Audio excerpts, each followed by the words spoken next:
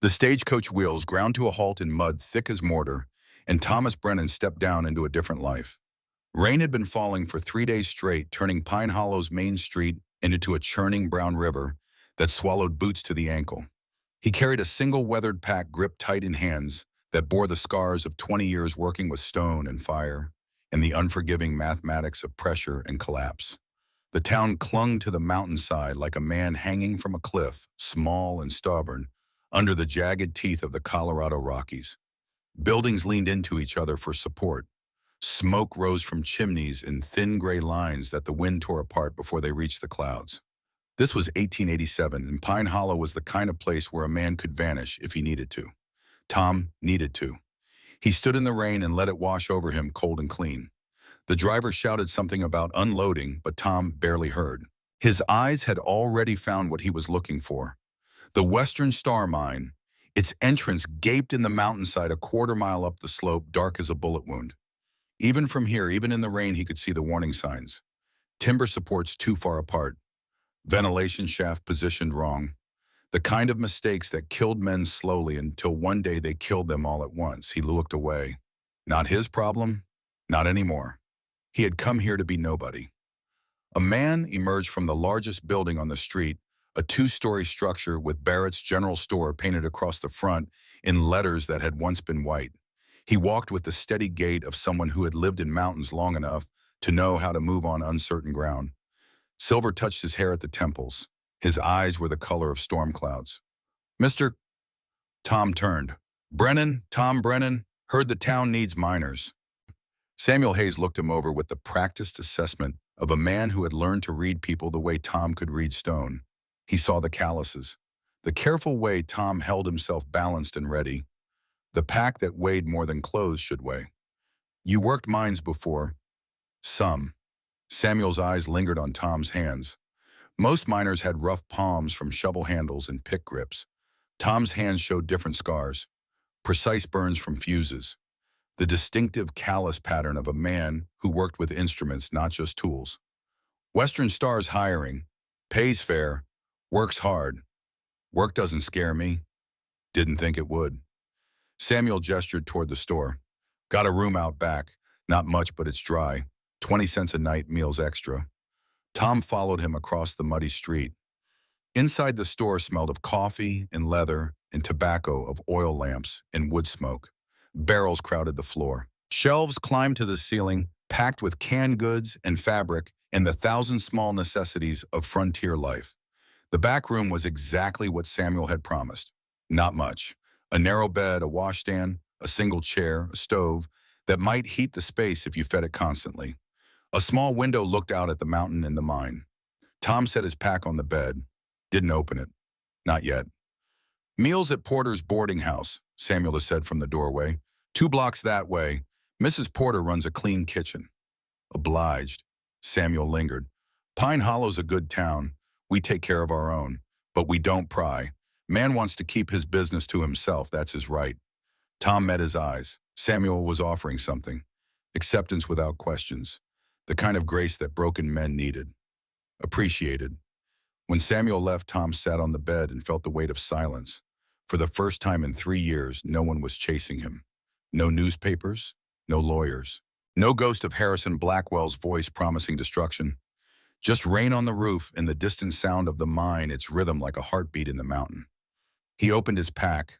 The tools lay nested in oiled cloth, precise and deadly. Calipers for measuring. Fuse cutters worn smooth from use. A notebook filled with calculations, trajectories, blast patterns. The mathematics of controlled destruction. At the bottom, wrapped in a shirt that still smelled faintly of lavender, a photograph. Margaret smiled up at him, frozen in silver and paper. Daniel stood beside her, 10 years old, and gap-toothed, holding a model bridge they had built together. Tom's hands shook as he lifted the photo. 3 years, and it still hit like a fist to the chest. 3 years, and he could still hear their laughter, could still remember the exact weight of Daniel's hand in his. Gone. Both gone. Same day, same hour. While Tom stood in a courtroom defending himself against charges that should have fallen on Harrison Blackwell's head, Margaret and Daniel rode a hired coach toward him. The axle broke. The ravine was deep. They said death came quickly. Tom had lost his family and his livelihood in the span of 12 hours. Blackwell had made sure of that. 12 men died at Blackstone Mine because Blackwell cut safety budgets to bone. Tom had warned him, had written reports, had threatened to resign. Blackwell had smiled and said, "Do it, see what happens to your reputation." Then the tunnel collapsed. Then Blackwell's own brother died in the rubble. Then Blackwell needed someone to blame, and Tom was convenient. An engineer, responsible. Easier to destroy one man than admit you had murdered 12 to save money. Tom put the photograph back in the pack, closed it, pushed it under the bed. Dr. Thomas Brennan, expert in mining engineering, specialist in controlled demolition, was dead. Tom Brennan, laborer, was all that remained. He lay back on the narrow bed and listened to the rain. Tomorrow he would go to the mine. Tomorrow he would lift rocks and push carts and keep his mouth shut. Tomorrow he would begin the long work of forgetting who he used to be. The first day at Western Star Mine began before sunrise. Tom walked up the muddy slope with 20 other men, their faces still creased from sleep, their breath steaming in the cold morning air. The mine entrance loomed ahead, timber supports dark with moisture, the smell of earth and dynamite, and sweat rolling out like visible fog. Frank Mitchell stood at the entrance checking names against a ledger. He was younger than Tom, maybe 32, with the confident posture of a man who had never made a mistake he couldn't blame on someone else. His voice carried the casual authority of a foreman who expected obedience. "You, new man." Tom stopped. "Brennan. Experience. Enough to do the work." Frank's eyes narrowed. He was used to deference. Tom's tone was neutral, but it lacked the eagerness of men desperate for employment. "You'll haul ore, push carts. Do what you're told. We run a tight operation here. My way or no way." "Understood. Understood." Tom was assigned to the deepest section, the work that broke backs and tested endurance. He pushed iron carts loaded with rock. He hauled timber supports. He worked with the steady, patient rhythm of a man who understood that survival meant conserving energy, measuring effort, lasting the full shift. But he watched. He watched Frank position explosive charges too close to load-bearing supports. He watched ventilation shafts angled wrong, trapping bad air instead of clearing it. He watched timber beams installed at improper intervals, creating pressure points that would fail under stress. He watched and said nothing, because speaking would mean revealing knowledge, and knowledge would raise questions, and questions would lead back to Pennsylvania and Blackwell and the ruin he had fled. Around him, other miners worked with the fatalistic acceptance of men who knew the dangers but had families to feed. They joked to keep fear at bay. They worked fast to finish shifts and get back to daylight. None of them knew they were standing in a trap that would spring eventually, as surely as winter followed autumn. At midday break, Tom sat apart. Owen Blake, a young miner with more curiosity than sense, wandered over with a tin cup of water.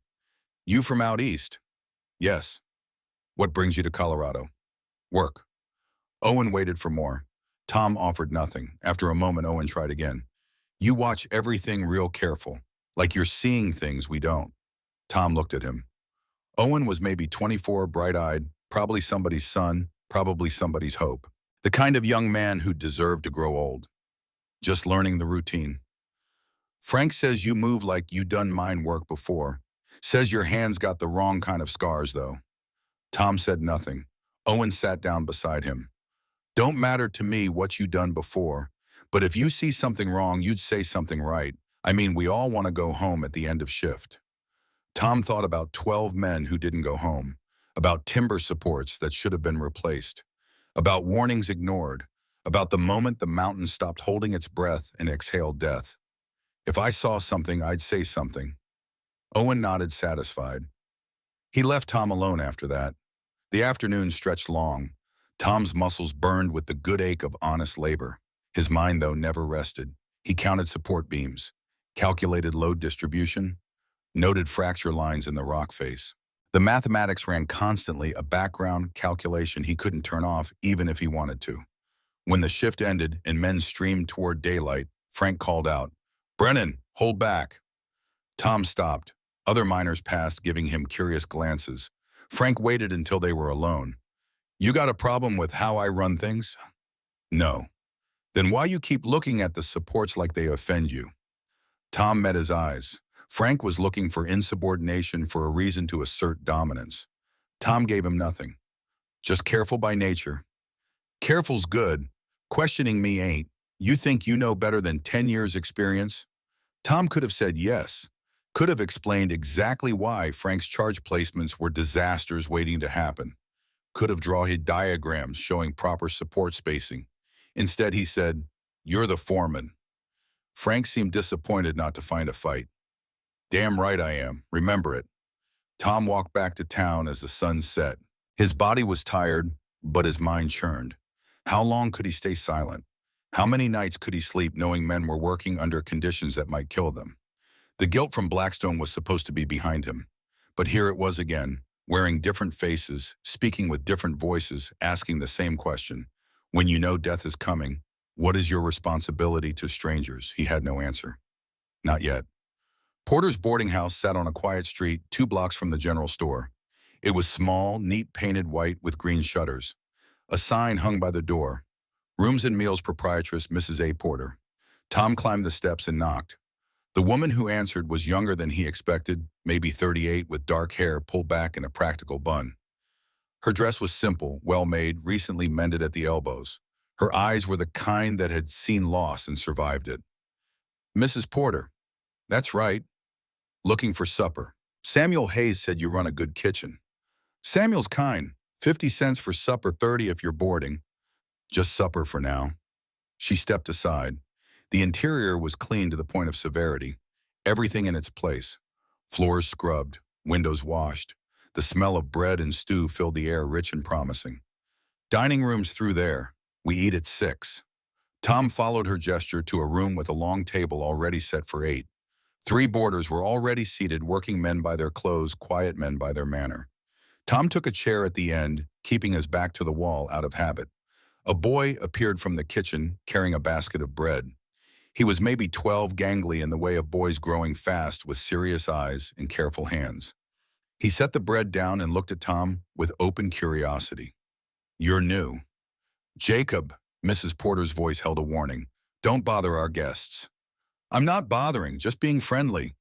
He looked back at Tom. "I'm Jacob Porter. You work at the mine." "I do." "What's your name?" "Tom Brennan." "You look tired. First day's always hardest. Pa used to say that." Mrs. Porter's hands tightened on the serving spoon she was holding. "Jacob helped me bring out the stew." The boy obeyed but kept glancing at Tom. When supper was served, Mrs. Porter sat at the head of the table and they ate in comfortable silence. The food was simple but good. Real food made with care. Tom realized it had been weeks since he'd eaten anything that tasted like someone gave a damn. After the meal, as boarders drifted away to their rooms, Jacob approached Tom again. "Mr. Brennan, did you know my pa?" "Jacob." Mrs. Porter's voice was gentle but firm. "Ma, I'm just asking." Tom looked at the boy. "I didn't know your father. I'm sorry." "He died 2 years ago. Mine accident." Jacob said it matter-of-factly, the way children speak of terrible things they've learned to live with. "A support beam broke. Crushed him and 2 other men." Mrs. Porter stood. "That's enough, Jacob. Mr. Brennan doesn't need to hear about that." But Tom was looking at the boy, seeing something familiar in his eyes. The hunger for knowledge. The need to understand how things worked, why they failed, how to prevent it from happening again. Daniel had looked at him the same way. "I'm sorry for your loss," Tom said quietly. "Both of you." Mrs. Porter met his eyes. "Thank you. Mr. Caldwell has improved safety since then. But sometimes I wonder if anyone really knows what they're doing down there." Tom knew. He knew exactly what they were doing wrong, but he said nothing. Later, as he prepared to leave, Jacob caught him at the door. "Mr. Brennan, you're different from most miners." "How so?" "Well, your hands, they're not regular rough. They got little scars like from hot things. And you hold yourself like my teacher, like you're thinking all the time. Smart boy, dangerous boy, the kind who noticed things. I just work careful, son." Pa was careful, too. Didn't save him. Tom knelt down eye level with Jacob. The boy's face was so much like Daniel's, it hurt. Same serious expression, same intelligence burning behind the eyes. "Your pa sounds like he was a good man, but sometimes being careful isn't enough if the people in charge don't listen." Jacob's eyes widened slightly. "You think Mr. Mitchell don't listen?" Think you should get to bed. Your mother's waiting." Tom stood and left before the boy could ask more questions. But as he walked back through the dark streets, he felt the weight of Jacob's hope. Mrs. Porter's grief and his own failure to speak up pressing down like the mountain itself. The first week passed in a rhythm of labor and silence. Tom hauled or-positioned beams and watched Frank Mitchell make mistake after mistake. The other miners began to accept him. Owen Blake talked too much but meant well. Danny Carter, older and quieter, nodded respect for Tom's steady work. Even Frank stopped watching him with quite so much suspicion. But the mine spoke to Tom in a language only he understood. The timbers groaned under improper load distribution. Rock faces showed stress fractures that needed immediate attention. The ventilation system was a disaster, trapping explosive gases in pockets that could ignite from a spark. On Thursday, Frank prepared to set charges in a new section. Tom watched him position the dynamite and felt his stomach drop. The blast would send shock waves directly into the primary support column. It wouldn't collapse immediately, maybe not for days, but it would create micro-fractures that would spread like cracks in ice, and eventually, inevitably, the whole section would come down. Tom stepped forward before he could stop himself. "Frank, that placement's not safe." The foreman turned, eyes narrow. "Excuse me. The support column, blast too close. You'll compromise the integrity." "And how would you know about integrity, Brennan?" The other miners stopped working. Silence spread like ripples in water. "Just seems like basic sense." "Basic sense," Frank's voice dripped contempt. "You've been here 1 week and you think you know more than me." Tom could have explained the physics, could have drawn the force vectors, could have calculated exactly how the shock wave would propagate through the stone. Instead, he said, "Just seems risky." "I don't pay you to think. I pay you to haul rock. You got a problem with that, there's the exit." Tom looked at the placement again. At the support column, at the 20 men who would be working this section for the next month. At Owen Blake watching with worried eyes. "No problem," Tom said finally. He walked back to his cart, felt the weight of cowardice like a stone in his chest. 20 years of training screaming at him to stop this. 3 years of running, telling him to shut up and survive. That night he lay awake staring at the ceiling. Daniel's face floated in the darkness. Margaret's voice whispered in memory. What would they think of him now? Hiding while good men worked under bad engineering, choosing silence over safety because speaking up might cost him his anonymity. He had no answers, only the sound of his own breathing and the distant rumble of the mine, still hungry, still patient. Sunday came, the one day Western Star closed. Tom woke early and walked the town learning its rhythms. Church bells rang, families gathered, children played in streets, finally drying from the constant rain. It was the kind of town that could be good, could be home if a man let it be. He found himself at Porter's boarding house without meaning to. Mrs. Porter was sweeping the porch. She looked up as he approached. "Mr. Brennan, didn't expect to see you on a Sunday." "Just walking. Didn't mean to intrude." "You're not. Would you like coffee? I just made a fresh pot." They sat on the porch while the town woke around them. The coffee was strong and good. Mrs. Porter didn't fill silence with chatter. She seemed comfortable with quiet. "Jacob talks about you," she said finally.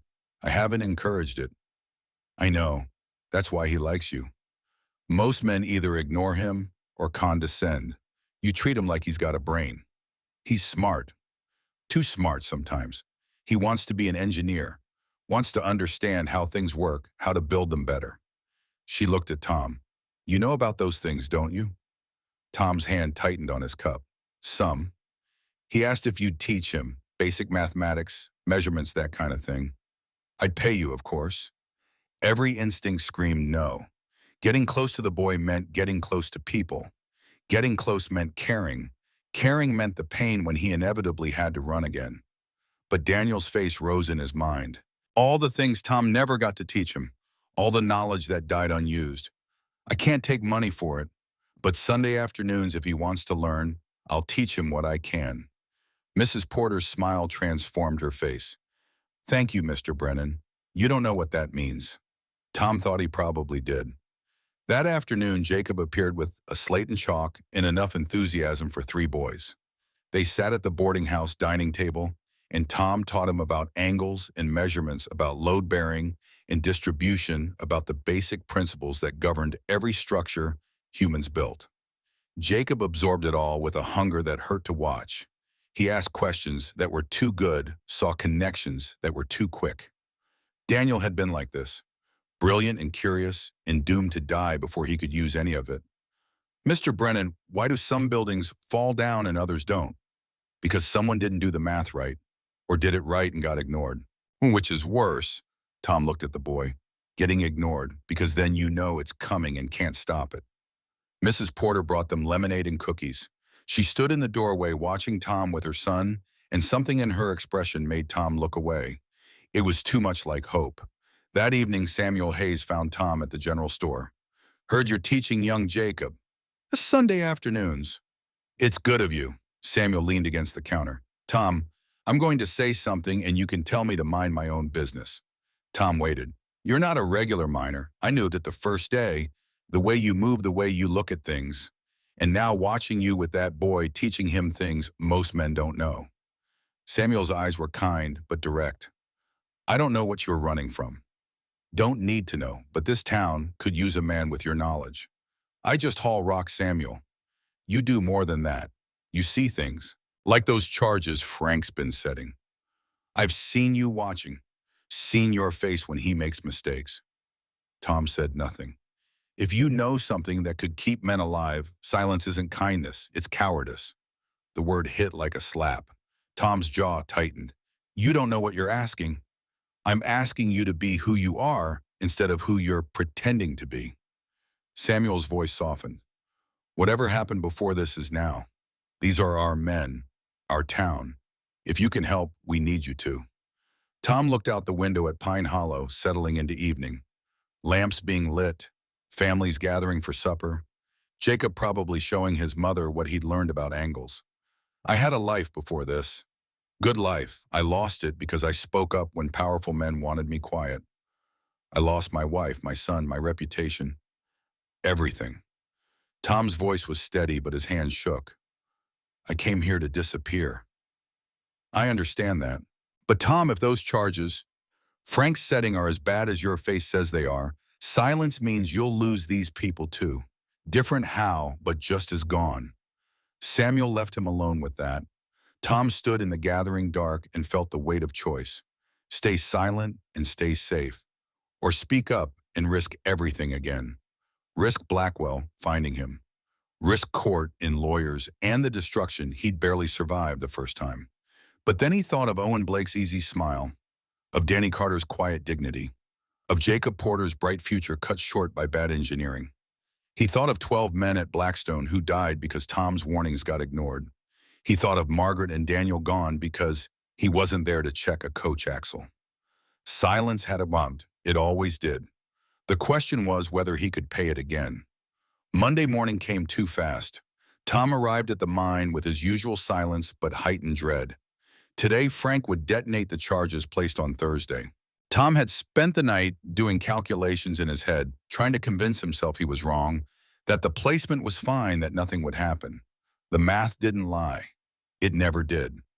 At 8 o'clock, Frank cleared the section and prepared to light the fuse.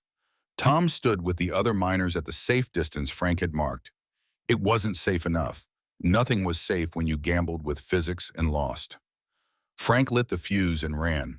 The miners counted down. The explosion came precisely on time, a deep boom that shook the earth and sent dust billowing from the tunnel mouth. Standard demolition, clean and controlled. Except Tom heard what the others didn't.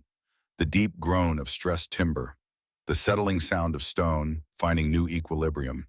The tiny fractures spreading through the support column like blood through water. All clear, Frank shouted. Back to work. The miners filed in. Tom followed because standing outside would raise questions. But every instinct screamed at him to run. He worked that day in a state of hyper-alert tension, watching the supports, listening to the mountain. Nothing happened. The day ended. The shift changed. Nothing happened. Tuesday, Wednesday, Thursday, nothing happened. Tom began to doubt himself.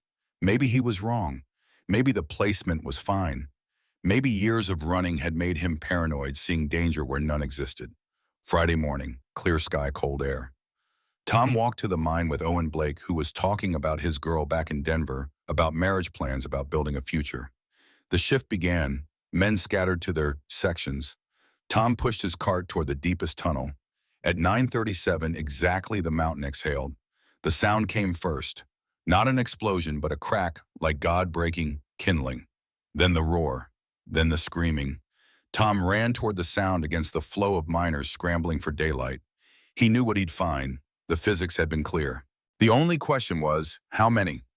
The section Frank had blasted collapsed like a fist closing. Timber supports snapped. Rock fell in a cascade that seemed to have no end. Dust boiled through the tunnels, choking, blinding. Men ran, men fell, men called names into the chaos. Tom reached the collapse point. 8 men had been working this section. 3 made it out, coughing, blood eyes wild. 5 were on the other side of the fall, trapped with maybe 2 hours of air, if they were lucky. Owen Blake stood at the edge of the rubble, shouting his brother's name. Danny Carter tried to pull him back. Frank Mitchell stood frozen, his face the color of ash. Robert Caldwell, owner of Western Star, arrived running, his fine clothes covered in dust. What happened? Collapse, sir. Frank's voice shook. I don't know how. Tom knew how. He knew exactly how, and he knew that every second of explanation was a second men died. He stepped forward. I can get them out. Every eye turned to him. Caldwell stared. You're a hauler. I'm an engineer, mining engineer, specialist in demolition and rescue. I know how to shore this up. I know how to cut through without causing secondary collapse. But we have maybe 90 minutes before the air runs out. Silence. Then chaos. Who are you? Caldwell demanded. Tom Brennan, formerly chief engineer at Blackstone Mining, Pennsylvania. I warned Frank about that charge placement. He didn't listen. Now 5 men are dying, and we can argue about my credentials, or we can save them. Your choice. But choose fast. Caldwell had looked at the rubble, at the faces of men whose friends were trapped, at Frank Mitchell's obvious guilt, at Tom's steady certainty. What do you need? Tom felt something shift inside him. The man who'd hidden for 3 years stepped back. The engineer who'd spent 20 years mastering his craft stepped forward. 10 strong men, new timber supports, jacks, rope, and dynamite type 2, not type 3. We're going to blast our way through, but it has to be precise. One mistake, and we bury them permanently. Caldwell turned to the assembled miners. You heard him. Move. For the next 73 minutes, Pine Hollow watched Tom Brennan become someone else entirely. He directed men with the calm authority of someone who'd done this before. He calculated angles in his head, called out measurements without instruments, placed charges with the precision of a surgeon. He showed them how to shore supports as they advanced, how to listen to the mountain, how to read the rock. He worked at the head of the line, taking the greatest risk himself, and men followed because he knew what he was doing in a way that transcended doubt. At the 40-minute mark, they heard tapping from the other side. The trapped men signaling they were alive. Tom mapped the sound's location, calculated the remaining barrier thickness, and prepared the final charge. This one had to be perfect. Too weak, and they'd have to try again, burning time the trapped men didn't have. Too strong, and the concussion would kill everyone on both sides. He set the charge himself, cleared everyone back, lit the fuse. The explosion was precise and beautiful.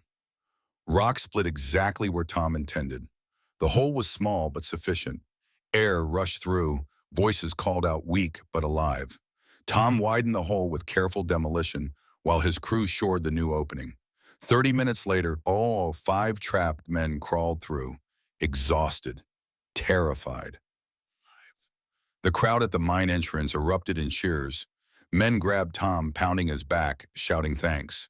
Robert Caldwell stood watching with an expression Tom couldn't read. Owen Blake hugged his brother and then turned to Tom with tears streaming. You saved him. You saved Andy. Tom nodded suddenly, exhausted beyond measure.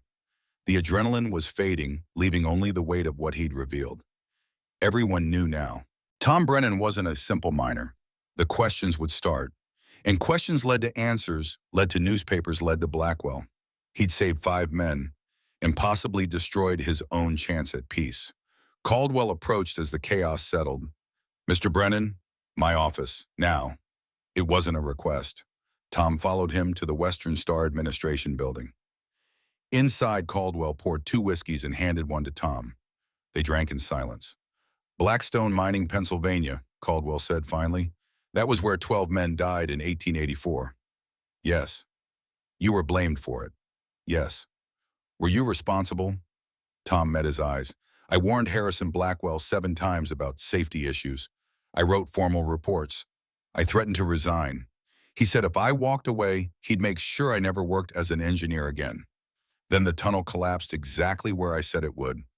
Blackwell blamed me to cover his own negligence. I lost my license, my reputation, and my family all in one day. My wife and son were traveling to the trial. Coach accident. They died. Caldwell was quiet for a long moment. I'm sorry. I came here to disappear, started calling myself a miner, figured I could push rocks and keep my head down until Blackwell forgot about me. Why did you speak up today? Tom thought about Owen and his brother, about Jacob Porter's father crushed by failed supports, about Margaret and Daniel who died while he was defending himself against lies. Because staying silent didn't bring them back, and it won't save anyone else. Caldwell refilled both glasses. Tom Brennan, I'm offering you a job, Chief Safety Engineer. You'll redesign our entire operation, train our foremen, implement whatever protocols you think necessary. Salary is 4 times what miners make. Blackwell will find out. The newspapers will pick it up. He'll come for me. Then we'll deal with that when it happens. But in the meantime, you'll keep my men alive. That's worth any risk. Tom looked into his whiskey, saw his reflection fractured in amber liquid. The man who ran, the man who saved. Both were him. Both were true. I need to think about it. Take until morning. But Tom, those men out there, they already know who you are now. Word will spread. You can't unring that bell. The only question is what you do next. Tom walked back to his room as the sun set. Miners nodded to him with new respect. Mothers with sons in the mine watched him with gratitude. Jacob Porter ran up and hugged him without warning. Mr. Brennan Owen said you saved his brother. Said you're a real engineer. Mrs. Porter appeared, pulling Jacob back gently, but her eyes held the same question everyone's did. Who are you really? Tom knelt by Jacob. I used to teach people about mines, about keeping them safe. I stopped for a while. Today reminded me why I started. Will you keep teaching me? Tom looked at Mrs. Porter. She nodded just slightly. Yeah, son, I'll keep teaching you. That night, Tom sat with his pack open. The photograph lay on the table beside him. Margaret and Daniel, forever young, forever smiling. He spoke to them in the silence. I broke my promise. I said I'd hide. Said I'd never risk it again. But I couldn't watch more people die. I hope you understand. The photograph didn't answer, but Tom felt something shift in his chest. Not forgiveness exactly, but perhaps the beginning of it. He took out paper and began writing, a letter to Blackwell he'd never send, a calculation of everything he'd lost, a reckoning with the man he'd been and the man he might become. Tomorrow he would accept Caldwell's offer. Tomorrow he would stop hiding. Tomorrow he would be Thomas Brennan, engineer again. But tonight, in the quiet of his small room, he let himself grieve. For Margaret, for Daniel, for 3 years of running, for the life he'd had and the life he might build. Tomorrow would come regardless. At least now he would meet it standing up. Morning came with the taste of decision. Tom stood at his window watching Pine Hollow, wake smoke rising from chimneys. Miners beginning their walk to Western Star. Different now. Everything different. He was no longer invisible. He found Robert Caldwell in his office before 7, already working through papers, coffee going cold at his elbow. The mine owner looked up when Tom entered. Your answer, I'll take the job, but I need full authority over safety. No interference, no overrides. If I say something's dangerous, it stops until I say otherwise. Caldwell didn't hesitate.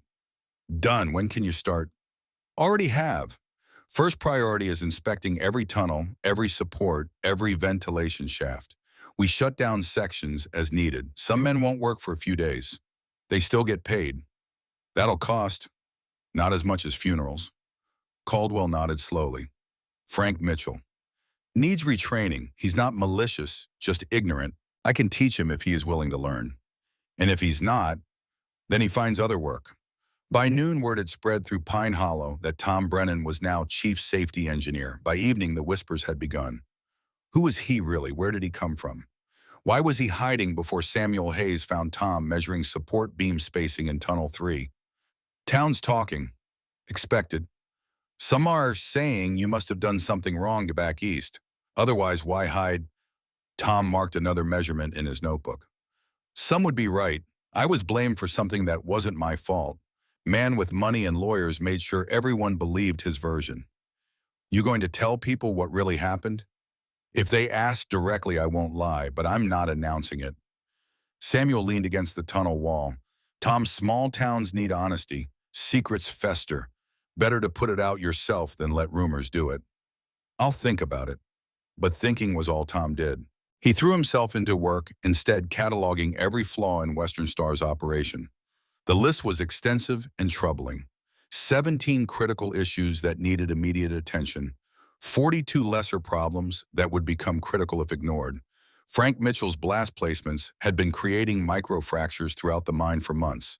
It was a miracle more men hadn't died. Tom started by redesigning the support system. He taught the crew proper spacing, proper angles, how to read wood grain for weak points. He showed them ventilation principles, how to position shafts to pull bad air out instead of pushing it deeper. He explained blast mathematics, the geometry of controlled explosions. Frank Mitchell attended every lesson. The first day he'd been defensive, arms crossed, jaw tight. But as Tom demonstrated why his old methods were flawed, something shifted. Pride gave way to horror at how many men he'd endangered through ignorance. On the third day, Frank stayed after the others left. I could have killed everyone. Tom didn't soften it. Yes. Why didn't you say something sooner? I was afraid, man. I used to work for it, destroyed my life when I spoke up. Thought staying quiet would keep me safe. Frank looked at the diagrams Tom had drawn. But you spoke up anyway, after the collapse.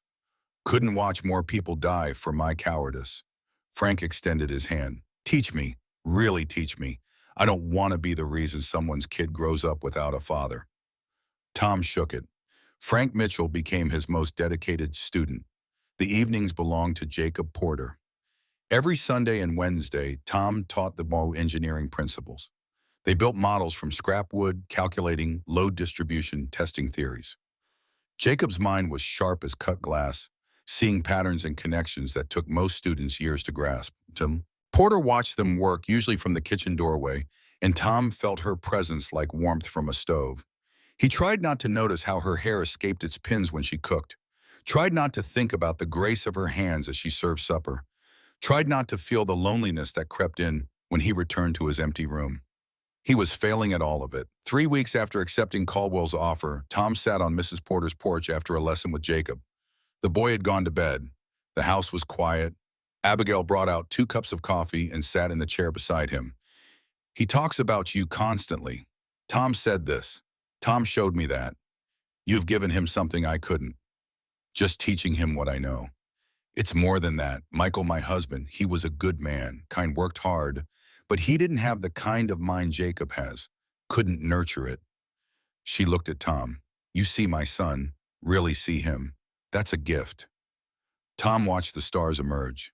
He reminds me of my boy, Daniel. He'd be about Jacob's age now, if he'd lived. What happened? Tom found himself telling her. About Margaret and Daniel, about the trial and the coach accident, about losing everything in the span of hours. Abigail listened without interruption, her face still in the lamplight from the window. I'm sorry, she said when he finished. That's a weight no one should carry alone. Been carrying it 3 years, gets lighter sometimes, heavier others. Michael's been gone 2 years. Some days I can barely remember his voice. That terrifies me. Her own voice was steady, but her hands gripped her coffee cup tight, like I'm betraying him by moving forward. Moving forward isn't betrayal, it's survival. They sat in comfortable silence. Tom realized it was the first time since Margaret that he'd felt at ease beside a woman. Not the fire of young passion, but something warmer and more sustainable. The quiet companionship of 2 people who'd survived loss and understood its cost. Abigail stood to go inside. At the door, she paused. Tom, you're welcome here anytime, not just for Jacob, for yourself too. The words were simple, but their meaning ran deeper. Tom nodded, not trusting his voice. That night, he lay awake thinking about second chances, about whether a man who'd lost everything deserved to find something again, about whether building a new life meant forgetting the old one. He had no answers, but for the first time in 3 years, he wanted them. June arrived with unusual heat. The mountain streams ran low. Pine Hollow's well water tasted of minerals, and something else, something that made people wrinkle their noses but drink anyway because there was no choice. Danny Carter fell sick first. High fever, diarrhea, a rash that spread across his chest like spilled paint.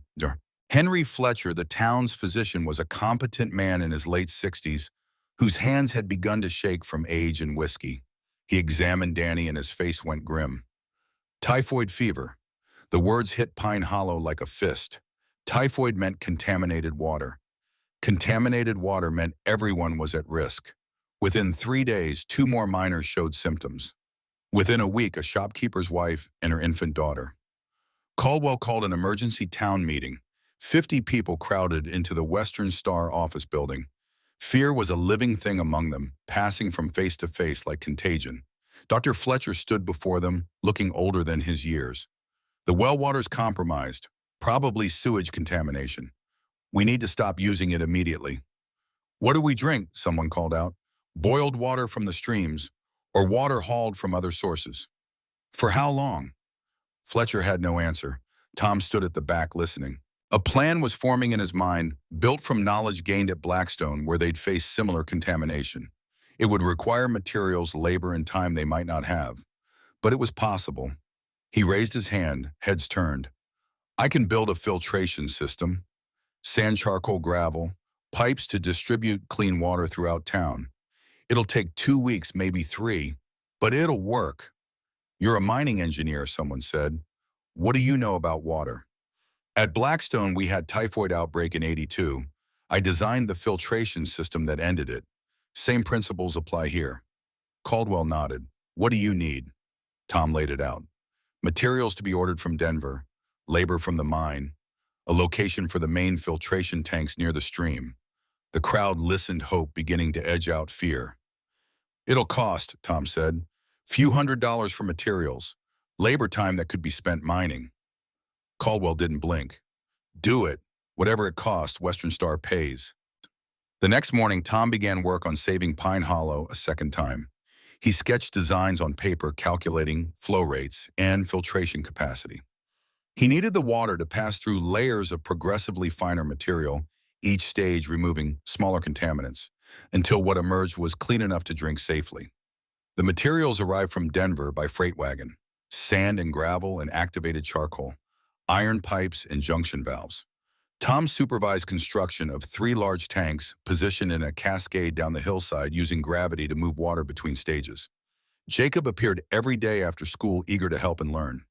Tom showed him how to calculate pipe diameters based on flow requirements, how to seal joints against leaks, how to test water quality using simple chemical indicators. Why does the water go down instead of being pumped up? Jacob asked. Gravity never breaks down. Pumps do. Build systems that work with nature, not against it. The boy absorbed it all, taking notes in a leather journal Tom had given him. Watching them work, Abigail felt her heart do something complicated. Her son had a father figure again, and she had feelings for that man that went beyond gratitude. She brought them lunch most days, sat with Tom while Jacob ran off to play with other children. Their conversations deepened, moving past pleasantries into real talk about dreams and losses and the strange mercy of finding companionship after grief. Michael wanted Jacob to take over his carpentry shop, Abigail said one afternoon. Had it all planned, but Jacob's mind works different. He needs more than hammers and nails. He could be a great engineer, best I've seen at his age. Because of you, you're showing him it's possible. Tom looked at her, really looked. Saw the strength in her face, the intelligence in her eyes, the loneliness she carried like a cloak she'd learned to wear gracefully. Abigail, I need to say something. She waited very still. I came here broken, thought I'd stay broken, thought that was what I deserved. But you and Jacob, you're changing that, making me think maybe I could have a life again, a real one. Her breath caught. Tom. I know it's too soon. I know you're still grieving Michael, but I wanted you to know. When I'm with you, I feel alive instead of just surviving. And that's a gift I thought I'd lost forever. Abigail's eyes were wet. She reached across the space between them and took his hand. Her touch was warm and real and grounding. It's not too soon. I've been feeling it too. Scared to name it. Scared it meant I didn't love Michael enough. You can love what you had and still want what comes next. They're not the same thing, but they're both real. They sat holding hands while construction continued around them. Not kissing, not rushing, just being together in the acknowledgement of possibility. That evening, Jacob approached Tom as he packed tools. Mr. Brennan, can I ask you something? Always. Do you like my ma? Tom knelt down eye level with the boy. Honesty seemed important here. I do, very much. How do you feel about that? Jacob was quiet for a moment. Pa's been gone 2 years. Ma cries sometimes when she thinks I'm sleeping. I want her to be happy again. And if I was part of that happiness, then I'd be glad. You're already teaching me like a pa would. Maybe you could be that for real. Tom's throat tightened. I'd be honored, Jacob, but we take it slow. Let things develop naturally. No rushing. Okay, Jacob grinned. But I already told Owen Blake you're probably going to marry my ma, so people are going to talk anyway. Tom laughed despite himself. Small towns. Yep. 2 weeks after construction began, the filtration system went operational. Clean water flowed through new pipes to distribution points throughout Pine Hollow. People lined up with buckets and barrels, tasting the difference, feeling hope replace fear. Dr. Fletcher tested the water using techniques Tom had shown him. It's clean, cleaner than anything we've had before. New typhoid cases stopped appearing. The sick began to recover. Pine Hollow breathed easier. At a town gathering that Sunday, Caldwell stood before the assembled citizens and gestured to Tom. This man saved us twice. First from the mine collapse, now from disease. Tom Brennan's not just our safety engineer, he's our guardian angel. Applause rolled through the crowd. Tom stood uncomfortable with the attention, but accepting it because rejection would insult their genuine gratitude. What he didn't notice was the Denver newspaper reporter taking notes at the back of the room. The article appeared 3 days later in the Rocky Mountain News. Mining town saved by brilliant engineer Tom Brennan, chief safety engineer at Pine Hollow's Western Star Mine, has become a local hero through quick thinking and technical expertise.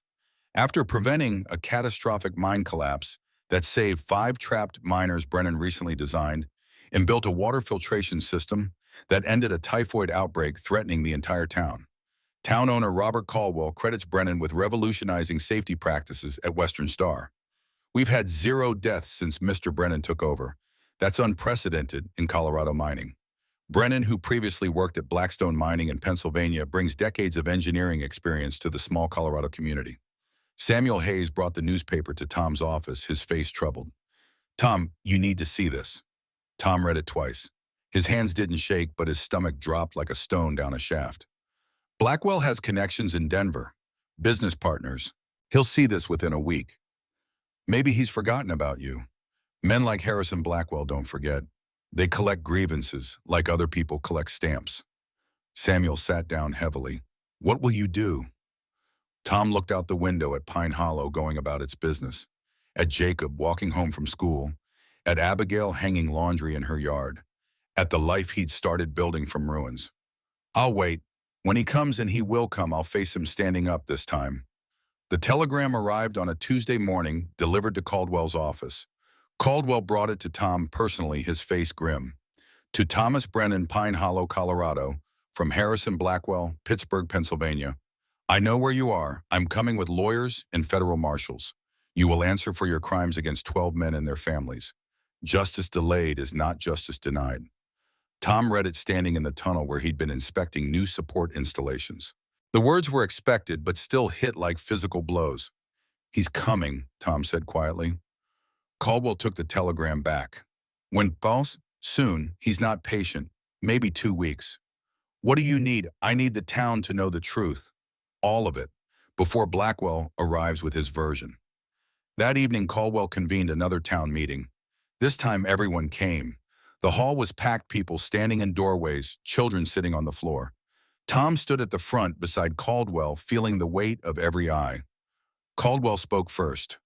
You all know Tom Brennan saved 5 trapped miners, built our water system, made Western Star the safest mine in Colorado. What you don't know is that a man from his past is coming here to destroy him.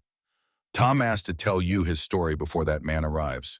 I think we owe him the courtesy of listening. Tom stepped forward. His voice was steady, stripped of emotion, just facts presented like an engineering report. He told them about Blackstone mining, about Harrison Blackwell's cost cutting, about 7 written warnings ignored, about the collapse that killed 12, including Blackwell's own brother, about being made the scapegoat, about the trial, about Margaret and Daniel dying while he defended himself against lies. He told them about running, about hiding, about coming to Pine Hollow to disappear. Harrison Blackwell is coming here with federal marshals, Tom finished. He has money and lawyers and powerful friends. He'll tell you I'm a criminal who caused the deaths of good men. He'll say I fled justice. Technically, he's not wrong. There's a warrant. I did run. The hall was silent. But I'm telling you the truth now because this town gave me a second chance. You trusted me with your lives. You deserve honesty in return. Tom's voice caught slightly. If the marshal takes me, I understand. But I wanted you to hear my side first. He sat down. The silence stretched. Then Owen Blake stood. Tom, you saved my brother's life. Saved mine too, probably. I don't care what some rich man says. I know what I saw. Danny Carter rose. You stopped the typhoid. My little girl is alive because of that filtration system. One by one, miners and their families stood. Testimonials piled up. Lives saved. Lessons learned. A town transformed from dangerous to safe in 3 months. Finally, Abigail stood with Jacob beside her. Her voice was clear and strong. Mr. Brennan taught my son more than engineering. He taught him that doing the right thing sometimes costs everything. That courage means standing up even when you're afraid. She looked directly at Tom. My husband died because safety wasn't a priority. Tom made it one. He's a good man who suffered an injustice. I stand with him. Jacob added, me too. Caldwell rose, all in favor of standing by Tom Brennan when Blackwell arrives. The response was unanimous, not a single dissent. Tom felt something break and reform inside his chest. These people barely knew him, but they'd seen his work, seen his character through action, and they chose to believe him. Samuel found Tom after the meeting as people milled around offering support. You need a lawyer. Can't afford one. You're not paying, I am, and Caldwell's contributing, and half the town already pledged money. Samuel gripped Tom's shoulder. You stood alone last time, not this time. The lawyer arrived from Denver 3 days later. Gerald Morrison was 60 years old with a face like weathered granite and eyes that missed nothing. He'd built his reputation defending unpopular causes and winning through meticulous preparation. He spent 2 days interviewing Tom, taking notes, building the case. On the 3rd day, he sat back and stated his conclusions. Blackwell scapegoated you. The evidence is clear. Your warning reports his budget cuts the timing and location of the collapse. You were right, he was negligent, and he destroyed you to avoid responsibility. Can you prove it? I can cast enough doubt to prevent conviction. Maybe even get charges dismissed. But Tom Blackwell has resources. This won't be easy. Nothing worth doing ever is. Morrison smiled grimly. I like you, Brennan. Let's make that son of a bitch regret coming after you. Tom spent the next week preparing. Morrison had him write detailed accounts of every warning he'd issued at Blackstone. They tracked down 3 surviving miners willing to testify that Tom had fought for safety. They compiled Tom's work at Pine Hollow as evidence of character. Frank Mitchell came to Tom's office one evening. I heard Blackwell's coming. I heard what happened at Blackstone. Frank's face was serious. I want to testify for you, want to tell them how you taught me how you made this mine safe, how you're the best engineer I ever met. Tom was moved. Frank, that means a lot. You stopped me from killing people through ignorance. Least I can do is speak truth when you need it. The morning Harrison Blackwell arrived, the whole town knew. The stagecoach pulled up in front of Western Star's office building, and 3 men descended. Harrison Blackwell looked exactly as Tom remembered. 52 years old, impeccably dressed, silver hair swept back from a face that radiated confidence and controlled anger. Beside him stood a lawyer who could have been Morrison's evil twin, all sharp angles and calculating eyes. The third man wore a federal marshal's badge. Tom stood outside Caldwell's office, flanked by Morrison Samuel and a dozen miners who'd appointed themselves unofficial bodyguards. Abigail and Jacob watched from Porter's boarding house porch a block away. Blackwell's eyes locked on Tom. 3 years of searching, of waiting, crystallized in that moment. Thomas Brennan. Finally. Tom didn't flinch. Blackwell. The federal marshal, a weathered man named William Grant, stepped forward. Thomas Brennan, I have a warrant for your arrest on charges of criminal negligence, resulting in 12 deaths. You'll need to come with me. Morrison intervened smoothly. Marshal Grant, I'm Gerald Morrison, Mr. Brennan's attorney. We're prepared to contest these charges. My client is willing to cooperate fully, but we request a preliminary hearing before any arrest is executed. Blackwell's lawyer, a weasel-faced man named Samuel Cross, sneered, Your client fled justice. He's a flight risk. My client has lived openly in Pine Hollow for months, contributing to the community, saving lives. Hardly the behavior of someone evading responsibility. Marshal Grant looked between them. He was a man who followed the law but understood nuance. I'm willing to hold a hearing. Public. Tomorrow. Both sides present evidence. Then I'll decide about the arrest. Blackwell wasn't satisfied. This man killed 12 people. That's for a court to determine, Mr. Blackwell. Not you. The marshal's rebuke was subtle but firm. Blackwell's jaw tightened. That evening, Tom sat with Abigail on her porch while Jacob slept inside. The weight of tomorrow pressed down. Are you afraid? She asked. Terrified. Not of jail, of losing this, losing you and Jacob and the life I started building. Abigail took his hand. Tom, tomorrow they'll hear the truth. They'll see what we see. A good man who was wronged. Or they'll see what Blackwell wants them to see. A criminal who ran. Then we fight. Together. She squeezed his hand. You stood alone last time. You have a whole town behind you now. Tom pulled her close. She fit against him like she'd been designed for that exact purpose. They sat in silence, drawing strength from proximity. Abigail, if things go wrong tomorrow, if they take me, I need you to know something. Don't. I need to say it. These months with you and Jacob, they've been the best of my life since Margaret and Daniel died. You gave me hope when I thought I'd lost it forever. Whatever happens, that gift is eternal. Abigail turned to face him fully. Her eyes were fierce. Thomas Brennan, you listen to me. Tomorrow you walk into that hearing and you tell your truth. You show them the man who saved 8 miners and ended a plague. You show them the teacher who gives my son a future. You show them exactly who you are. And then you come back here to us. Understood? Tom managed a smile. Yes, ma'am. They kissed, then gentle and deep, a promise of things they might build if tomorrow went their way. The hearing convened at 9 o'clock in Western Star's largest meeting hall. Every seat was filled. People stood along walls. Children sat on windowsills. This was theater and justice, and the fate of a man they'd come to respect. Marshal Grant presided from behind Caldwell's desk. Blackwell and his lawyer sat on one side, Tom and Morrison on the other. The town watched as witnesses were called, as evidence was presented, as 3 years of running came to a head. Cross opened aggressively. Harrison Blackwell will show that Thomas Brennan's negligence directly caused the deaths of 12 men at Blackstone Mining, including Mr. Blackwell's beloved brother Robert. He will show that Brennan fled to avoid prosecution. He will show that this man is a danger to any community that harbors him. Morrison stood.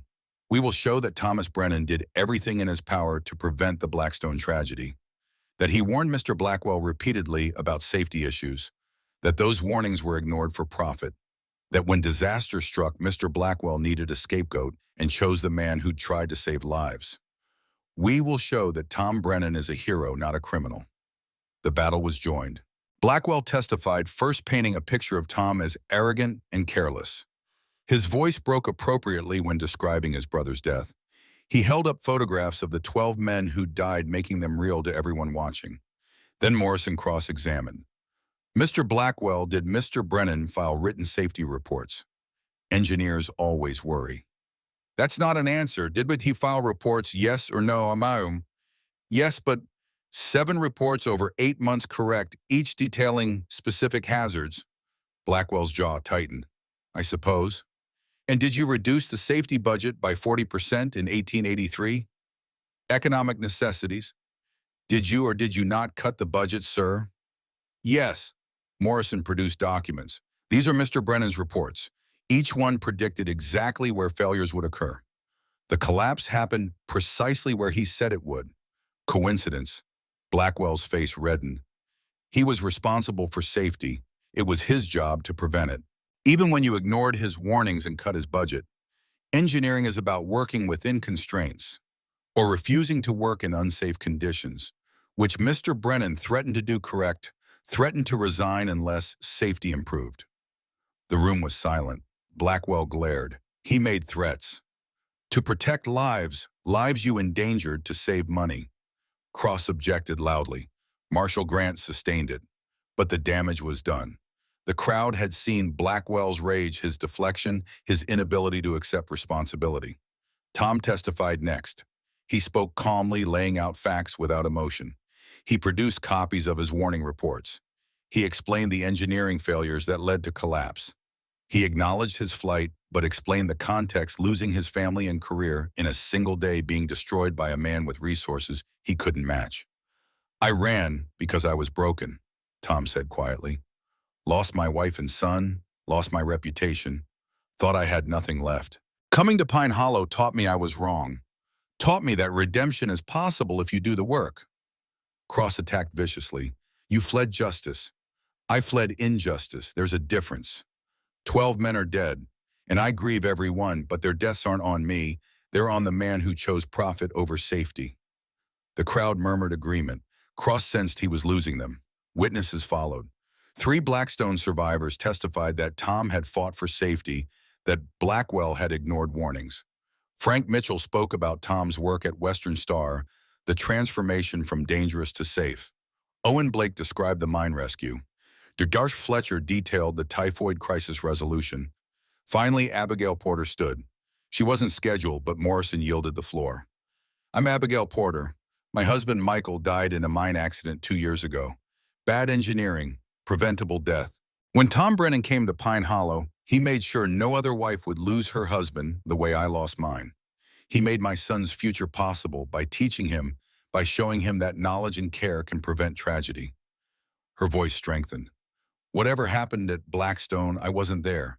But I've seen Tom Brennan's character. I've seen his work. I've seen his heart. And I'm telling you, he's a good man who deserves justice, not persecution. She sat down beside Jacob, who gripped her hand tight. Marshall Grant called for closing arguments. Cross was brief. The facts are simple. 12 men died. Thomas Brennan was responsible for safety. He fled. Justice demands he answer for those deaths. Morrison stood slowly. The facts are indeed simple. Thomas Brennan warned Harrison Blackwell 7 times. Blackwell ignored him 7 times. The collapse occurred exactly where Tom predicted. Blackwell then destroyed Tom's life to hide his own guilt. That's the injustice here. Tom Brennan didn't run from justice. He ran from a powerful man who made him a scapegoat. This hearing is Mr. Blackwell's second attempt to destroy a man who dared tell him he was wrong. Marshall Grant leaned back, thinking. The room held its breath. I need time to consider. Hearing adjourned until tomorrow morning. That night, Pine Hollow waited. Tom sat with Morrison going over contingencies. If Grant ruled for arrest, they'd fight extradition. If Grant dismissed charges, Blackwell would likely pursue civil litigation. Either way, the battle wasn't over. Near midnight, Abigail appeared at Tom's door. She'd left Jacob with Mrs. Chen. She stepped into his room and closed the door. Whatever happens tomorrow tonight is ours. They held each other in the darkness, finding comfort in proximity, in the simple human need for connection. They didn't speak. Words were inadequate. Instead, they breathed together, hearts beating in synchronized rhythm, 2 people who'd found each other in the aftermath of loss. Morning came too fast. Tom Morrison and what felt like the entire town returned to the hearing hall. Marshall Grant sat behind the desk. His decision made his face unreadable. I've reviewed all evidence, he began, considered all testimony. The law is clear. Thomas Brennan was chief engineer at Blackstone. 12 men died on his watch. There's a legal argument for negligence. Tom's stomach sank. However, Grant's voice hardened. The evidence also shows Mr. Brennan did everything possible to prevent this tragedy. He warned, he reported, he threatened to resign. Mr. Blackwell ignored those warnings for financial reasons. When disaster struck, he blamed Mr. Brennan to protect himself. Grant looked at Blackwell. Sir, your brother died because you valued money over safety. That's a burden you'll carry forever. But destroying Tom Brennan won't ease it. He turned to Tom. Mr. Brennan, you should have fought these charges 3 years ago instead of running. But I understand why you didn't. Loss and grief and injustice broke you. You ran to survive. Grant stood. The warrant is dismissed. Charges are dropped. Thomas Brennan is a free man. The room erupted. Tom sat frozen, unable to process. Free. Actually free. Blackwell stood face purple with rage. This is an outrage. I'll appeal. Mr. Blackwell, Grant's voice cut like steel, if you pursue this further, I'll investigate whether you should face charges for the Blackstone deaths. I'd think carefully about your next move. Blackwell stared, impotent fury radiating from him. Then he turned and walked out, his lawyer scrambling after him. Tom stood shakily. People surrounded him, congratulating, hugging, celebrating. But he only had eyes for Abigail and Jacob pushing through the crowd. They reached him simultaneously. Jacob grabbed him around the waist. Abigail's arms circled his neck. The three of them stood locked together while Pine Hollow celebrated justice done right. That evening, as the town held an impromptu celebration, Tom walked to the oak tree on the hill where he'd buried Margaret and Daniel's photograph months ago. He knelt at the marker. I'm free, he whispered. Free to live again. Free to love again. I hope you understand. I hope wherever you are, you're at peace with me moving forward. The wind rustled through leaves. Tom chose to hear it as blessing. When he returned to town, Abigail was waiting on her porch. Jacob had been sent to spend the night with Owen Blake's family. They were alone. It's over, Tom said. No, it's beginning. She took his hand and led him inside. Their kiss was hungry and sweet, years of loneliness and loss dissolving in mutual need. They moved to her bedroom, to the bed she'd shared with Michael, and she whispered that it was okay, that Michael would want her happy, that Tom was her future now. They made love with the desperate tenderness of people who'd survived grief and found each other on the other side. Afterwards, lying tangled together, Tom felt something he'd thought lost forever. Home. He was home. 2 days after Marshall Grant's ruling, Harris and Blackwell appeared at Tom's office without warning. The mine was quiet. Sunday morning, most men at church or home with families. Tom looked up from drawings of a new ventilation system to find his former tormentor standing in the doorway. Neither man spoke for a long moment. Tom studied the face that had haunted his nightmares. Blackwell looked older than 3 years should allow, lines carved deep around his mouth. Gray spread through hair that had been mostly dark. His shoulders carried weight that wasn't physical. May I come in? Tom gestured to a chair. Blackwell sat like a man expecting judgment. I'm leaving tomorrow, Blackwell said. Back to Pittsburgh. Before I go, I needed to say something. He looked at his hands, then forced himself to meet Tom's eyes. I was wrong about everything. Tom waited. Years of engineering had taught him patience, the value of letting pressure build until release was inevitable. Robert was my younger brother, only family I had left. When he died in that collapse, I couldn't breathe, couldn't think.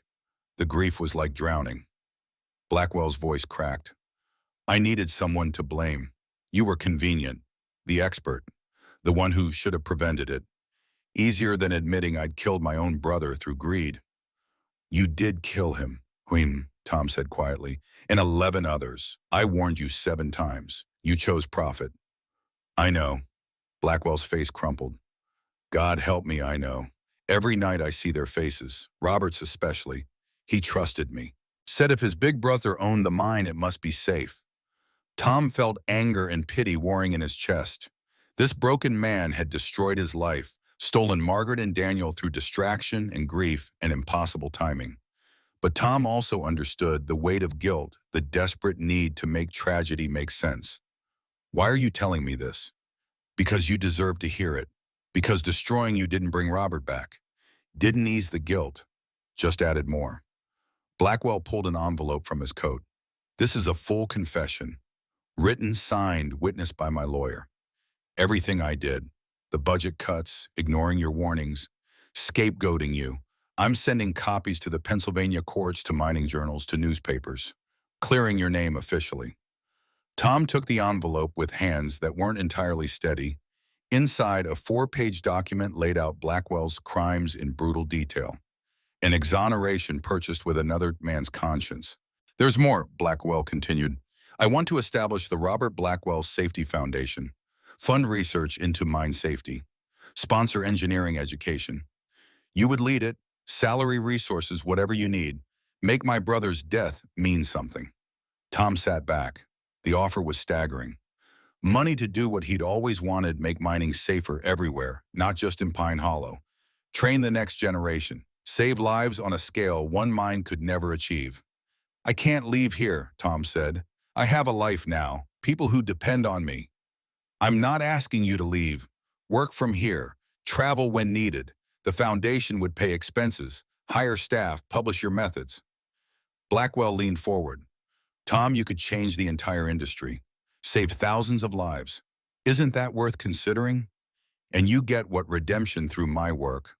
I get the knowledge that Robert's death wasn't completely meaningless, that some good came from my terrible mistakes. When Blackwell stood, think about it. No pressure. But Tom, you're brilliant. The world needs what you know.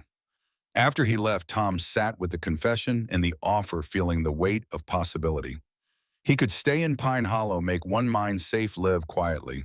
Or he could reach further, teach more, build something that would outlast him. The choice wasn't simple, but then the important ones never were. That evening, Tom brought the documents to Abigail's house. Jacob was upstairs studying. They sat at the kitchen table while she read Blackwell's confession, her face growing sad. He destroyed you to hide from this guilt. And now he wants to rebuild using my knowledge. What do you want? Tom looked at his hands. Scarred, capable hands that had built and taught and saved. Part of me wants to tell him no, wants him to live with what he did without any relief. But that's spite, not justice. And the other part thinks about all the mines out there with bad engineering, all the men working under conditions like Blackstone, all the widows and orphans that could be prevented if someone taught proper safety. Tom met her eyes. I could do that, Abby. The foundation could let me reach hundreds of mines instead of one. You'd have to travel. Some, maybe 3 months a year, but I'd always come home. To you, to Jacob, to Pine Hollow. Abigail was quiet, thinking. Finally, she said, Michael died because someone didn't know better, because safety was expensive and knowledge was scarce. If you can change that for other families, other towns, you should. Even if it means I'm gone sometimes. Even then, we'll miss you, but we'll also be proud. She took his hand. Tom, you've been hiding your light. First because you were running, then because you were afraid to shine too bright. But you're free now. Time to be who you really are. And who is that at Thomas Brennan? Engineer, teacher, the man who saves lives because he can't bear not to. Tom pulled her close, breathing in the scent of her hair, the warmth of her presence. I love you, Abigail Porter. I love you too, Thomas Brennan, and I want to spend the rest of my life with you. He pulled back to see her face. Is that a proposal? She smiled. I believe it is, unless you're too old-fashioned to accept a woman asking. Tom laughed, the sound surprising him with its genuine joy. I accept, on one condition. What's that? Let me do it properly. He stood, then knelt beside her chair, took her hand in both of his. Abigail Porter, you brought me back to life when I thought I was dead inside. You gave me purpose and hope and a reason to be better. Would you do me the honor of becoming my wife? Yes, she said, tears streaming down her face. Yes, absolutely yes. Jacob's whoop from the top of the stairs told them he'd been listening. He thundered down and threw himself at them both. You're getting married, I knew it. Can I be in the wedding? Can I call you Pa? Tom lifted the boy in a bear hug. You can call me whatever feels right, son. And yes, you're in the wedding. Couldn't have it without you. They sat together on the floor, the three of them tangled up, a family formed from grief and choice and stubborn hope. Outside, Pine Hollow settled into evening. Inside, the future was being built one moment at a time. Tom met with Caldwell the next morning to discuss the foundation offer. The mine owner listened carefully, then nodded. You should do it. Western Star will be fine. Frank Mitchell's a good engineer now, thanks to you. Owen Blake's learning fast. We've got systems in place that'll keep working. I'd still be based here, still consult on major decisions. I know. But Tom, this is bigger than one mine. You've got knowledge that could save thousands of lives. Seems selfish to keep you to ourselves. You're sure? Caldwell smiled. I'm sure. Besides, having the Thomas Brennan Safety Foundation headquartered in Pine Hollow will be good for the town. Put us on the map as more than just another mining camp. Tom sent a telegram to Blackwell that afternoon. 3 words I accept. Conditions to follow. The conditions were simple. Tom would remain in Pine Hollow as primary residence. Foundation would pay for an office and laboratory here. Travel would be limited to 3 months annually. All research would be published freely, not hoarded. And Tom would have final say on all Foundation decisions. Blackwell agreed to everything. Within 2 weeks, the Robert Blackwell Safety Foundation was established with Tom as director. Money arrived to set up proper facilities. Orders went out for testing equipment, reference materials, instruments Tom had only dreamed of having. The foundation would sponsor research, publish findings, and offer free training to any mine that wanted to improve safety. Tom's first act was hiring Frank Mitchell as associate engineer. The younger man had transformed from arrogant to humble, from ignorant to knowledgeable. He deserved the opportunity to grow further. His second act was creating a scholarship program for promising students like Jacob Porter. Engineering education for those who couldn't otherwise afford it. Robert Blackwell's death funding the next generation of lifesavers. Abigail and Tom married in October, 5 months after Marshall Grant freed him. The ceremony was simple, held in Pine Hollow's small church with the whole town attending. Abigail wore her mother's dress altered to fit. Tom wore a new suit purchased for the occasion, feeling strange and formal. Robert Caldwell served as best man. Jacob stood beside them as ring bearer, so proud he practically glowed. Mrs. Chen, Samuel Hayes, doctor. Fletcher, Owen Blake, Frank Mitchell, Danny Carter. All the people who'd become Tom's community filled the pews. The vows were traditional but felt revolutionary. Tom promising to love and cherish Abigail until death. Abigail promising the same. Both of them meaning it with the full weight of people who understood what love cost and what it was worth. When the Reverend pronounced them married, Tom kissed his wife with the gentle reverence of a man given an undeserved second chance. The congregation erupted in applause. At the reception in the town square, food and music and celebration flowed like water. Tom danced with Abigail, feeling clumsy and happy. Jacob cut in, wanting to dance with his new father. Tom obliged, letting the boy stand on his feet like Daniel used to do. The memory didn't hurt this time. It felt like blessing, like Margaret and Daniel saying this was good and right and exactly what should happen. As the sun set, Tom found himself alone for a moment with Samuel Hayes. You look happy, Tom. I am. Didn't think I could be again. Grace is funny that way. Shows up when you stop looking for it. Samuel smiled. You've done good here. Changed this town. Changed yourself. Town changed me more than I changed it. Maybe it was mutual. They stood watching the celebration, 2 men who'd both found redemption in Pine Hollow's stubborn soil. Tom and Abigail moved into a small house on the edge of town, close enough to walk to work, but far enough for privacy. Jacob had his own room for the first time in his life. Tom set up a workshop in the barn, filled with tools and drawings and the instruments of his trade. Life settled into rhythm. Tom worked at the foundation office during the day, designing safety protocols, writing training manuals corresponding with mines across the country. Evenings belonged to family, supper with Abigail and Jacob, teaching sessions at the dining table, quiet time on the porch after Jacob went to bed. Once a month, Tom traveled to inspect mines or deliver training. He was gone 3-4 days at most. Each time he returned, Abigail and Jacob met him at the stagecoach stop, and coming home felt like a physical relief. The foundation grew. By the end of the first year, 47 mines had adopted Tom's safety protocols. Death rates dropped dramatically wherever his methods were implemented. Mining journals published his research. Other engineers wrote seeking advice. Tom was becoming known, but this time for the right reasons. Not as a scapegoat, but as an expert.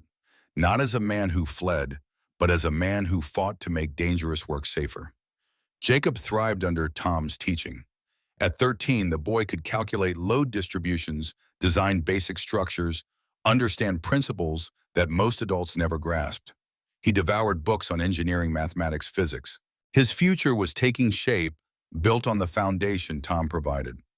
One Sunday afternoon, as they worked on a model bridge together, Jacob asked the question Tom had been expecting. "Pa, do you think about your first family, Daniel and Mrs. Margaret?" Tom set down his tools. "Every day, son. Not as much as I used to, and it hurts less now. But yes, I think about them." "Do you think they'd be tight about you marrying Ma and making me your son?" "No, Jacob. I think they'd be happy I found people to love again, that I didn't let grief destroy me completely. I think about my first Pa, too, but having you doesn't mean I love him less." "That's exactly right. Love isn't a limited resource. Having more doesn't mean having less. It just means your heart gets bigger." Jacob nodded, satisfied. They returned to work on the bridge, two engineers separated by decades but connected by affection and knowledge freely shared. A year after the wedding, Harrison Blackwell returned to Pine Hollow. Tom met him at the foundation office, curious and cautious. Blackwell looked different, lighter somehow, less burdened. He shook Tom's hand with genuine warmth. "I wanted to update you in person. I've closed Blackstone Mine permanently." Tom blinked. "Why?" "Because I finally got it properly inspected. Structural damage from the collapse is too extensive. Making it safe would cost more than it's worth. Rather than risk more lives, I shut it down." "That must have been expensive." "Very, but I'm using the money I would have spent on repairs to expand the foundation instead, and to establish the Robert Blackwell Home for Children in Pittsburgh, orphanage for kids who lost parents in industrial accidents." Tom sat back, studying the man who'd once destroyed him. "You're trying to buy redemption." "No, redemption can't be bought. I'm trying to make Robert's death mean something. Trying to prevent other families from suffering what mine did, what yours did." Blackwell's voice was steady. "I can't bring back the 12 men who died. Can't restore the years I stole from you. But I can make damn sure their deaths lead to better safety for everyone else." "That's not redemption. That's responsibility. There's a difference, Ordesoyen." "I'm learning that." Blackwell extended his hand again. "Tom, thank you for taking the foundation role, for doing what I should have done from the beginning, for teaching me that profit isn't worth a single human life." Tom shook his hand. Not forgiveness exactly, but perhaps the beginning of peace. After Blackwell left, Tom walked to the oak tree on the hill. The marker for Margaret and Daniel's photo remained weathered but intact. He knelt beside it. "Strange how life works," he said to the silence. "The man who destroyed us is trying to build something good from the ruins. I don't know if that balances the scales, but I think it's worth acknowledging." The wind moved through the leaves. Tom chose to hear it as agreement. 5 years passed in the rhythm of work and family. The foundation grew to employ 12 people, all based in Pine Hollow. Tom's safety protocols became industry standard across Colorado and spreading to other states. Death rates in participating mines dropped by 60%. Jacob graduated from basic schooling and was accepted to the Colorado School of Mines on a foundation scholarship. At 18, he was tall and serious and brilliant, so much like Daniel that Tom's heart ached with pride. The evening before Jacob left for college, they sat on the porch while Abigail packed his trunk inside. "Nervous?" Tom asked. "Terrified? Excited? Both." "That's normal. College is where you learn who you are separate from family." Jacob was quiet for a moment. "Pa, when I finish, I want to come back. Work with you at the foundation. Continue what you started." Tom felt his throat tighten. "Jacob, you don't have to. You could work anywhere, do anything." "I know, but I want to work here. Want to make Pine Hollow proud. Want to honor both my fathers, Michael, who gave me life, and you who gave me purpose." Tom pulled his son close. "Not by blood, but by choice, which sometimes mattered more. Your fathers are already proud. Both of them." Abigail joined them, sitting on Tom's other side. The three of them watched the sun set over Pine Hollow, over the mine that had brought them together, over the life they'd built from pieces of broken hearts. "We did good," Abigail said softly. "We did." Tom agreed. The foundation's success brought attention. In 1893, the U.S. Department of Labor invited Tom to Washington to consult on federal mine safety legislation. He spent 2 weeks in the Capitol meeting with politicians and bureaucrats, explaining how simple changes could save thousands of lives. The Federal Mine Safety Act passed with Tom's recommendations at its core. Mandatory inspections, required safety equipment, standards for ventilation and support structures. Everything Tom had fought for at Blackstone now law across the nation. When he returned to Pine Hollow, the town threw a celebration. Tom stood before his neighbors, uncomfortable with the praise but accepting it because rejection would insult their genuine pride. "This isn't just my achievement," he said. "It's ours. This town believed in me when I didn't believe in myself, gave me space to heal and grow and work. Every life saved by that legislation is partially yours because you made this possible." The applause was deafening. Jacob graduated from the School of Mines at 22, top of his class. He returned to Pine Hollow as Tom had hoped, joining the foundation as junior engineer. Father and son worked side by side, Tom teaching the deeper knowledge that couldn't be found in textbooks. Western Star Mine celebrated its 10th year without a fatality. Frank Mitchell, now chief engineer, credited everything to Tom's foundational work. Other mines across Colorado sent representatives to study Western Star's methods. Pine Hollow had become synonymous with safety, the town that learned the hard way and then taught everyone else. Tom was 57 when the letter arrived from the Department of Labor, an official invitation to serve as senior advisor on industrial safety. It would mean spending half the year in Washington, the other half traveling to inspect mines nationwide. He showed the letter to Abigail that evening. She read it twice and looked at him with knowing eyes. "You want to do it?" "I do, but it would mean being gone more, missing time with you." "Tom, we've had 13 good years. Made a life, raised a son, built something meaningful. I'm not so selfish that I'd keep you from doing more good just to have you nearby. I'm getting old for this kind of work. You're 57, not 87. You've got years left. Use them." Tom took the position. For the next decade, he split time between Washington, various mining regions, and Pine Hollow. The work was exhausting but vital. He inspected mines, wrote regulations, trained inspectors, testified before Congress. His hair turned fully gray. His joints ached on cold mornings. But his mind remained sharp, his commitment unwavering. Jacob took over daily foundation operations, proving himself as capable as Tom had been. The students surpassed the teacher in some ways, bringing fresh perspectives and innovations Tom hadn't considered. In 1903, Jacob married a teacher named Sarah Chen, Mrs. Chen's granddaughter. Their wedding was smaller than Tom and Abigail's, but no less joyful. Tom watched his son take vows and thought about cycles, about how families reformed and continued, about legacy, measured not in wealth but in lives shaped and influenced. Jacob and Sarah's first child, a son, arrived in 1904. They named him Daniel Thomas Porter Brennan. When Tom held his grandson for the first time, feeling the tiny weight in his arms, he wept. Abigail stood beside him, her hand on his shoulder. "Your Daniel would be proud," she whispered. "You've honored his memory by living well." "I hope so," Tom managed. "God, I hope so." Little Daniel grew up surrounded by engineering.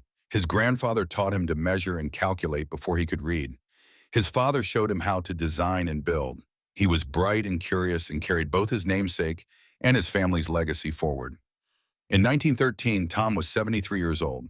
He'd been working for the Department of Labor for a decade, traveling constantly, pushing himself harder than a man his age probably should. But there was always one more mine to inspect, one more engineer to train, one more life to save. The letter from Secretary of Labor, William Wilson, arrived on a Tuesday. "Dear Mr. Brennan, your contributions to industrial safety over the past 2 decades have been extraordinary. Death rates in American mines have decreased by 63% since you began this work. Thousands of families have fathers and sons because of your dedication. However, the department believes we can do more. We are proposing comprehensive federal safety legislation covering all industrial work, not just mining. We would like you to lead this initiative as Director of Industrial Safety. This would require permanent relocation to Washington and significantly more responsibility. Given your age and recent health concerns, we understand if you decline. But if you accept, you would have the opportunity to save lives on a scale never before possible. Tom read the letter 3 times. Director of Industrial Safety. Every factory, every construction site, every dangerous workplace in America under protocols he would help design. The impact would be generational. He was also 67, tired, ready to slow down, ready to spend more time with Abigail, with Jacob, with little Daniel, who was 9 now, and asking complicated questions about physics. That evening, he sat with Abigail on their porch. The same porch where they'd fallen in love, where they'd made decisions, where they'd built a life together. "What do you want to do?" she asked. "I don't know. Part of me wants to accept, wants to finish what I started. Make workplaces safe everywhere, not just mines. And the other part wants to come home, really home. Spend my last years here with you and our family. Watch Daniel grow up, teach him everything I know." Abigail took his hand. Hers was lined now, marked by age and work. Still beautiful to him. Still the hand he wanted to hold. "Tom, you've given 30 years to this work, saved thousands of lives, changed an entire industry. Maybe it's time to let someone else carry the burden." Feels like quitting. It's not quitting, it's passing the torch. Jacob can continue the foundation. The department can hire someone else for director. But Daniel only gets one grandfather.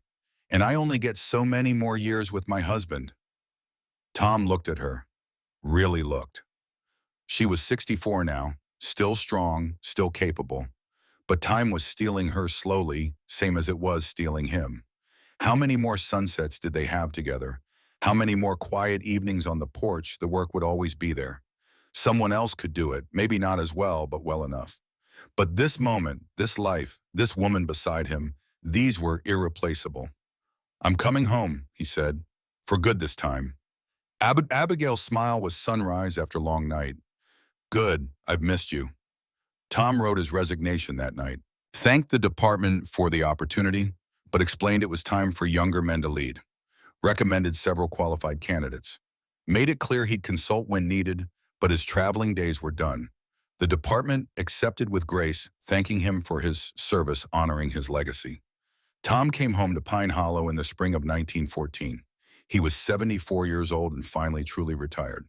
The town threw a celebration. The street where he'd first arrived as a broken man, hiding from his past, was renamed Brennan Avenue. A plaque was installed at Western Star Mine commemorating his work. The foundation erected a monument honoring the 12 men who died at Blackstone, their names carved in stone so they'd never be forgotten. Tom stood before the monument with tears streaming down his face. Margaret and Daniel's names weren't there, but he felt them present nonetheless. "I made it mean something," he told them, "all of it.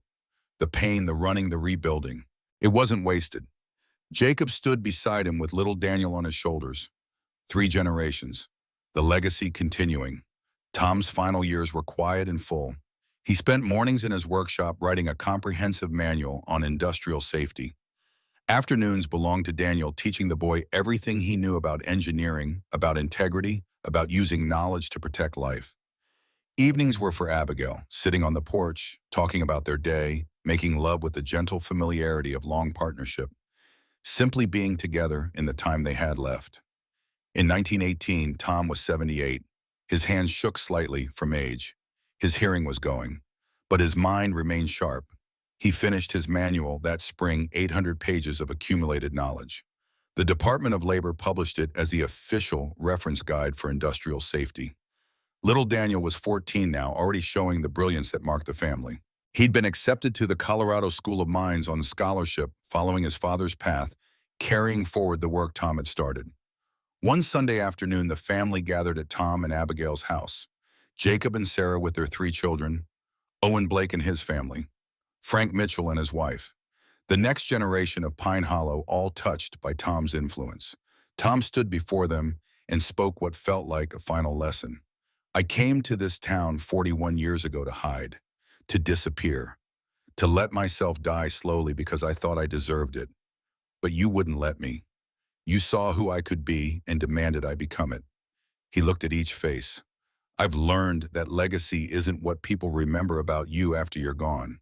It's what you teach them to do while you're here. Every mine that runs safer because someone learned my methods, that's legacy." Every engineer who saves a life because I taught them how, that's legacy. Every child who grows up with a father because workplace safety improved, that's legacy. His voice strengthened. You are my legacy.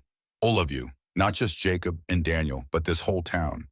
You took a broken man and made him whole. Let him build something meaningful from ruins. That's the gift I'll carry to my grave. There wasn't a dry eye in the room. That evening, Tom and Abigail sat on their porch as they had thousands of times before. The sun was setting, painting the mountains gold and red. Pine Hollow spread below them, peaceful and prosperous. No regrets? Abigail asked. Tom thought about Margaret and Daniel, forever young in his memory, about Harrison Blackwell's cruelty and eventual redemption, about 12 men who died and thousands who lived, about running and hiding and finally standing up. Some regrets, he said honestly. Wish I'd fought Blackwell from the start. Wish Margaret and Daniel were here to see what I built. Wish I'd found Pine Hollow sooner. But regrets are just proof you live fully enough to make mistakes. I'd rather have regrets than emptiness. Abigail leaned into him. I love you, Thomas Brennan. I love you too, Abigail Brennan. They sat in silence as stars emerged, two people who'd found each other in grief's aftermath and built something beautiful from shared scars. In 1923, Tom was 83 years old. His body was failing, but his spirit remained strong. Little Daniel, now 19, graduated top of his class from the School of Mines. He'd already been offered positions at 3 major mining companies and the Department of Labor. He turned them all down. I'm staying in Pine Hollow, he told Tom, going to run the foundation like you and Dad did. Going to keep teaching, keep improving safety, keep saving lives. Tom gripped his grandson's hand. Proud of you, boy. So damn proud. I'm standing on your shoulders, Grandpa. Everything I know, everything I am, comes from you. Then use it well. Make it count. I will. I promise. Tom died peacefully in his sleep. That October, Abigail beside him, his family surrounding him. The whole town mourned. Flags flew at half-mast. The mine shut down for the day in his honor. At his funeral, Jacob spoke. My father, Tom Brennan, saved my life before I knew it needed saving. He taught me that knowledge is responsibility, that those who understand danger have an obligation to prevent it, that redemption is possible for anyone willing to do the work. He looked at the casket. Pa, you came here broken. You leave having mended not just yourself, but countless others. Rest now, you've earned it. They buried Tom on the hill beneath the oak tree beside the marker, where he'd once buried Margaret and Daniel's photograph. The headstone read simply, Thomas Brennan, 1846 to 1923, engineer, teacher, father, he made it safe. Abigail lived another 5 years, dying peacefully in 1928 at 79. She would buried beside Tom, their hands eternally reaching across the small space between stones. The Robert Blackwell Safety Foundation continued under Daniel's leadership.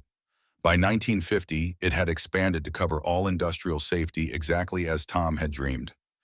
Death rates in American workplaces dropped to historic lows. Daniel Thomas Porter Brennan died in 1963, having spent his entire career in his grandfather's footsteps. His own children continued the work. The foundation still operates today, still saving lives, still teaching Tom's principles to new generations. In Pine Hollow, Brennan Avenue remains the main street. The Western Star Mine, closed now for decades, stands as a museum to mining history. A statue of Tom Brennan stands at its entrance, forever 47 years old, holding blueprints and wearing the determined expression of a man who refused to let tragedy have the final word. Visitors come from across the country to learn about the engineer who transformed industrial safety, about the man who came to a small Colorado town to hide and instead found purpose. But those who knew him, those who heard the stories passed down through generations, they know the real legacy. Thomas Brennan taught that broken people can heal. That failure isn't final. That one person properly positioned and properly purposed can change thousands of lives. He taught that running from pain doesn't heal it. Standing up and facing it does. He taught that love doesn't end when loss comes. It just changes form, finding new expressions in new people if you're brave enough to let it. Most importantly, he taught that legacy isn't about being remembered. It's about teaching others to do good work that continues after you're gone. In workshops and classrooms and mining offices across America, engineers still reference Brennan's principles, still calculate the way he taught, still prioritize life over profit because one stubborn man made that the standard. That's legacy, not monuments or plaques or streets named in your honor. It's the quiet accumulation of lives, saved knowledge, passed forward, and the insistence that every person matters enough to be protected. Tom Brennan learned that lesson in pain, taught it in love, lived it completely. And somewhere in whatever comes after he rests, knowing his life meant something, that the grief and loss and running all led somewhere good, that he made it count.